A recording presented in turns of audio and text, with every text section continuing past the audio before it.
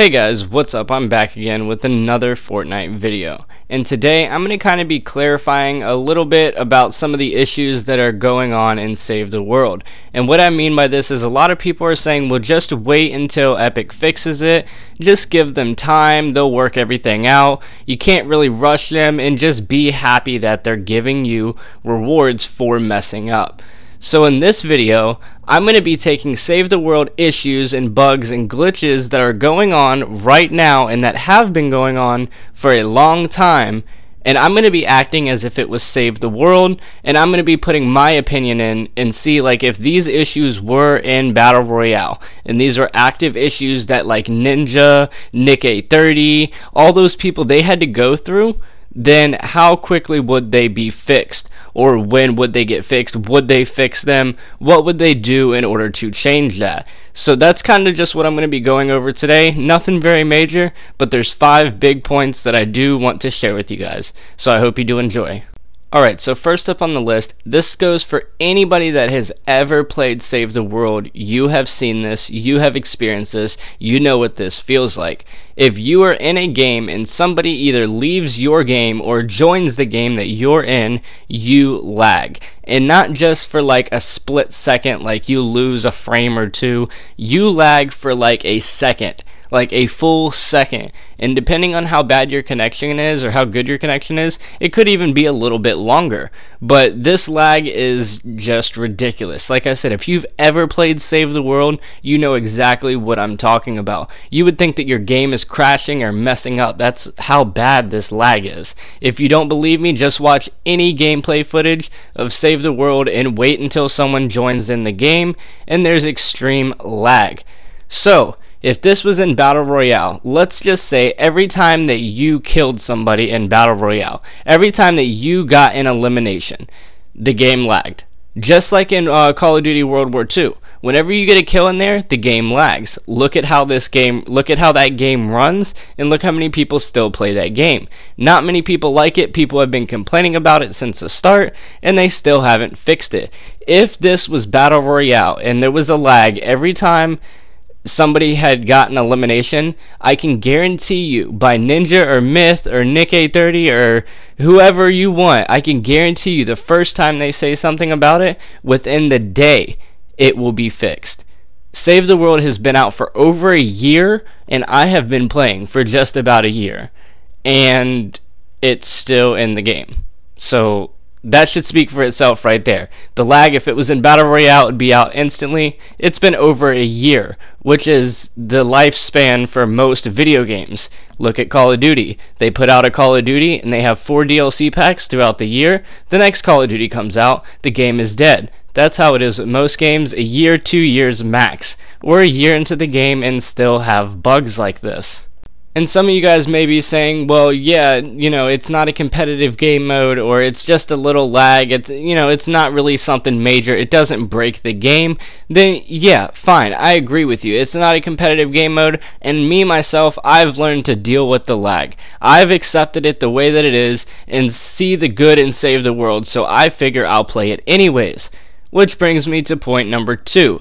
The missions in Save the World, as of recently, within the past month or two, do not give you rewards sometimes when you go in and complete them.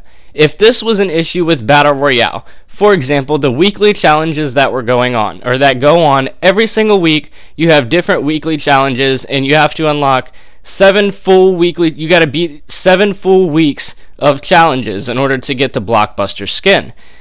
If you went into a game, completed a whole game, it said that you got the rewards, you end up leaving the game and don't get the rewards for your weekly challenge. If this was an issue and you physically could not do 1 or 2 challenges, I can guarantee you by the end of the week they would definitely have this issue solved. I mean, they might not have the issue solved within the week, but I mean, you guys tell me, if there was an issue where you literally could not receive in-game rewards that you are supposed to be receiving for completing missions and for spending your time doing these missions, do you think it would take them 2-3 months to fix the issue? Or do you think it would be fixed within the week, within the day, within the hour? When do you guys think that it would be fixed if this was an issue that was in Battle Royale rather than Save the World?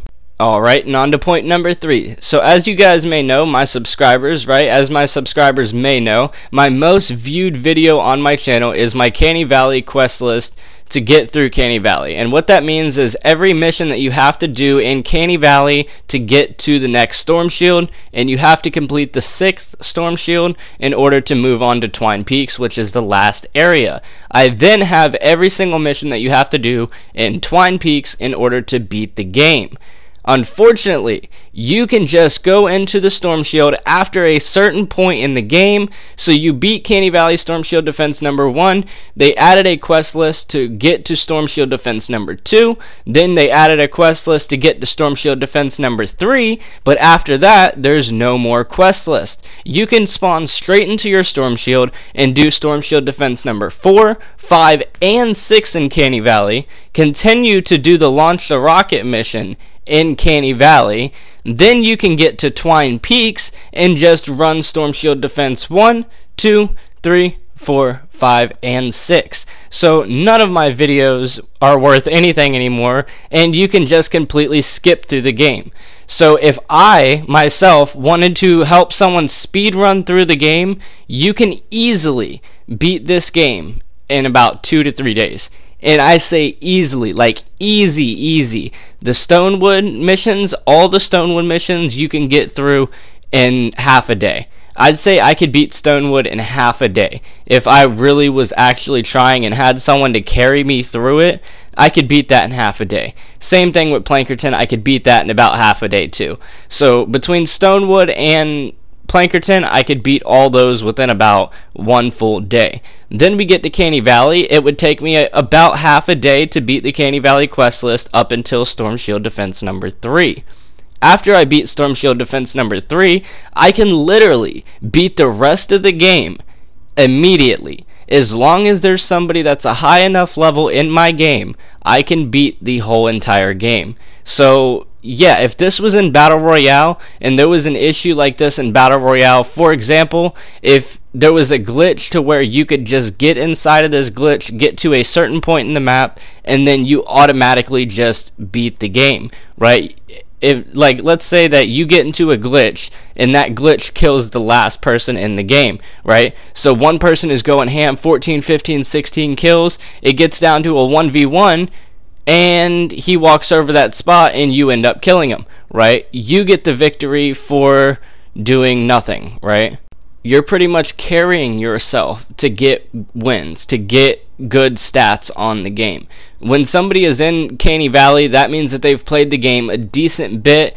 Not really like right now because they're adding the Canny Valley storyline, but if you get to Twine Peaks, that means that you really play the game and you grind the game, and you can usually find decent players in Twine Peaks, right? Same thing with Battle Royale. If you see somebody with 1,000, 2,000, 3,000 wins, you know that they're going to be really good at the game.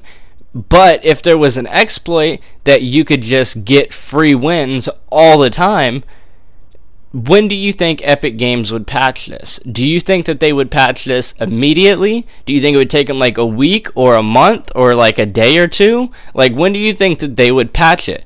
Because as of right now, or should I say the past like 2 months, since I think it was early August is when my videos really start to lose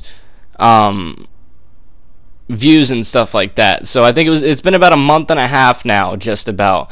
And yeah, they still haven't fixed it. You can just go through and complete every story. You could beat the whole entire game just super easy. They still haven't fixed it. If this was in Battle Royale, it would be patched very quickly. I wonder why all these issues in Save the World stay in Save the World, and if they were in Battle Royale, they would be patched super quick. Maybe it's because Battle Royale is bigger and they don't really care too much about Save the World. I mean, I'm not really supposed to say that, right? Because when I do, people get salty. But that's just kind of how it seems. It seems like Battle Royale is bigger and makes more money, makes more revenue off of skins and stuff, so they put more time and effort into fixing Battle Royale rather than Save the World. If Save the World brought in that much money, they would worry about that as well. That's just what I see it. I mean, maybe I'm wrong, but who knows? Alright, and that brings us on to our fourth point here today, the reskins that are in Save the World. Again, this goes along with them not putting in time into the game and not really caring about the game too much, but in Save the World, there's different classes. So there's ninjas, outlanders, soldiers, constructors, and each one of them have a different subclass, which means they have different perks that make each one of them better. Unfortunately, with Save the World, you only have a few different subclasses per person. Unlike Battle Royale, you have hundreds and hundreds of skins that are all unique in their own ways. But yet for the past year now, it's been the same thing. It's been straight reskins. I mean, yes, we have gotten a few new heroes, characters, skins, abilities, whatever you want to call them, but do you really think that the maybe like 20 or 30 skins that we've gotten really holds up to the 100 or 200 so Battle Royale skins that have been put out? I mean, if it was Battle Royale, do you really think that they'd put out just like one type of skin? Or, you know what I mean? No, they add like back blings and, you know, trails. They add different stuff to make those skins unique. Not with Save the World. Everything is the same as it was back when, except we have a few different abilities that have been added since start. Like, I think we have like 2 or 3 new subclasses for each hero. So soldiers have 2 or 3, ninjas have 2 or 3, constructors have 2 or 3. It's really not much though that's been added since launch. Alright, and you guys knew this one was going to be on there. This is going to be the last point. If this was in Battle Royale, I can guarantee you it would be immediately fixed and people would be banned ASAP. And that is scamming. If you were able to take weapons or take things from other players and sidetrack people from the main objective of the game, right? Like if you were able to block somebody off and steal their weapons, then they would end up patching that, right?